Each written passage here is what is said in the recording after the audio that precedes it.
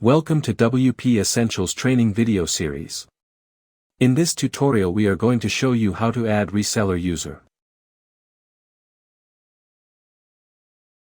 Click on the reseller user. Now you are on the reseller user page. Click on Create Client Account option. And fill all the required details like name, email, password,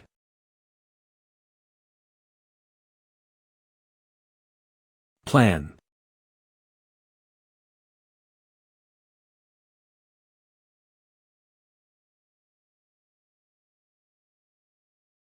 price.